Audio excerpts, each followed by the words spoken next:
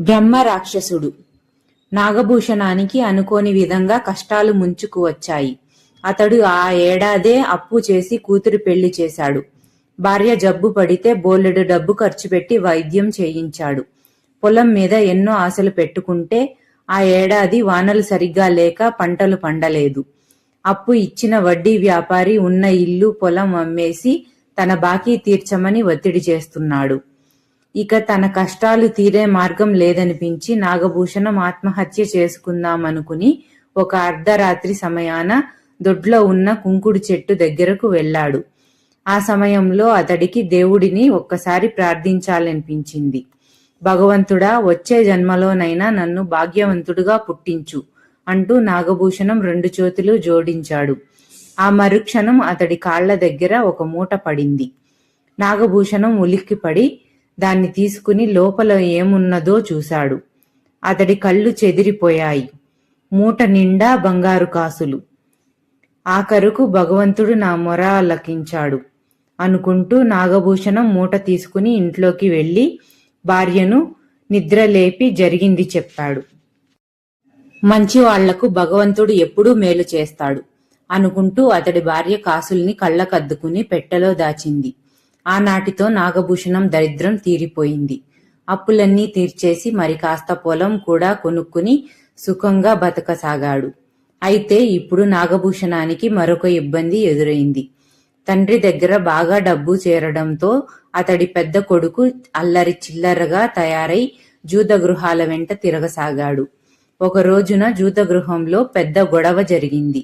ఆ గొడవలో నాగభూషణం కొడుకు కొట్టిన దెబ్బలకు ఆ ఊళ్ళోని ఒక రత్నాల వ్యాపారి కొడుకు స్పృహ తప్పి పడిపోయాడు.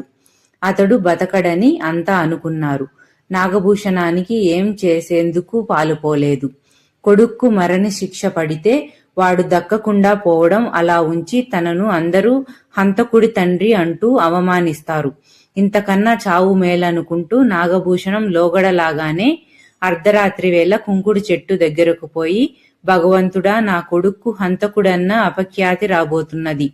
వచ్చే జన్మలోనైనా బుద్ధిమంతుడైన కొడుకును ప్రసాదించు అన్నాడు. ఆ సమయంలో చెట్టు కొమ్మల్లోంచి ఆ రత్నాల వ్యాపారి కొడుకు నిక్షేపంలా ఉంటే నీ కొడుకు హంతకుడెలా అవుతాడు అన్న మాటలు వినిపించినాయి.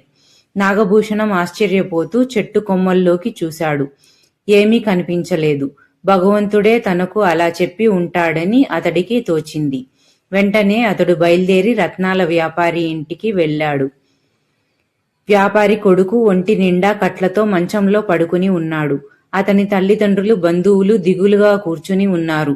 రత్నాల వ్యాపారిని సమీపిస్తూనే నాగభూషణం కోపంగా, ఏమయ్యా, నీకిదేమైనా న్యాయంగా తోస్తున్నదా?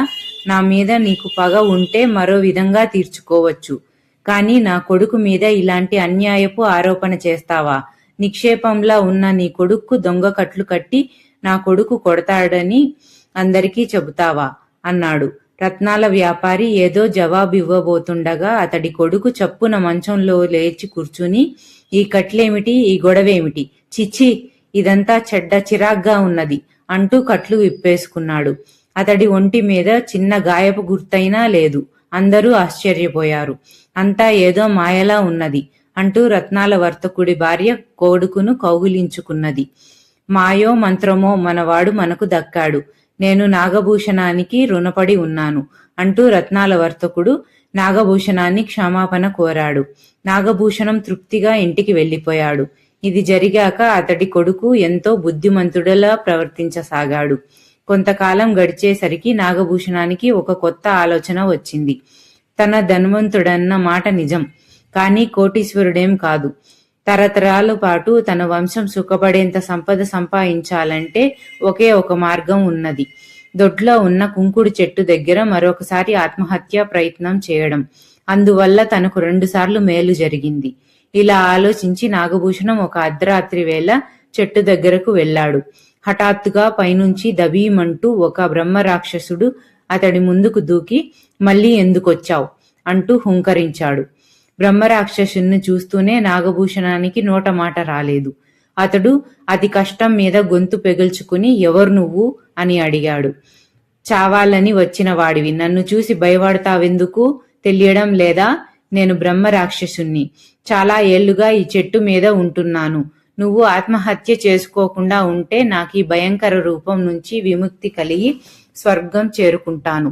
అందుకే లోగడ 2 సార్లు చావకుండా నిన్ను కాపాడాను అన్నాడు బ్రహ్మరాక్షసుడు. ఆ జవాబుతో నాగభూషణానికి భయం పోవడమేగాక బ్రహ్మరాక్షసుడి నుంచి మరికొంత సహాయం పొందవచ్చునన్న ఆశ కలిగింది.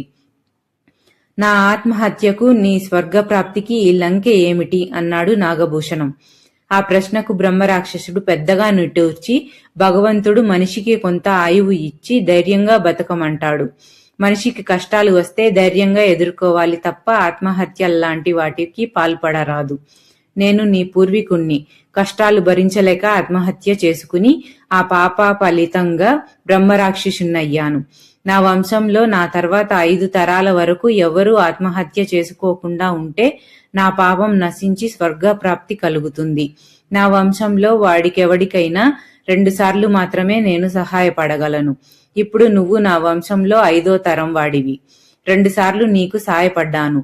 ఇప్పుడు నువ్వు ఆత్మహత్య చేసుకుని నాతో పాటు ఈ చెట్టు మీద తోడుగా వచ్చినా సరే, లేదా బతికినంత కాలం ధైర్యంగా బతికి నన్ను స్వర్గంలా కలుసుకున్నా సరే అని చెట్టు మీదికి ఎగిరిపోయాడు. నాగభూషణం ఆ తర్వాత మళ్ళీ ఎన్నడూ ఆత్మహత్యా ప్రయత్నం తలపెట్టలేదు. ఈ కథ మీకు ఎలా అనిపించిందో కమెంట్ చేసి చెప్పండి. కథ నచ్చినట్లయితే లైక్ చేయండి, షేర్ చేయండి, హైప్ చేయండి. కొత్త వాళ్ళైతే సబ్స్క్రైబ్ చేసుకోండి.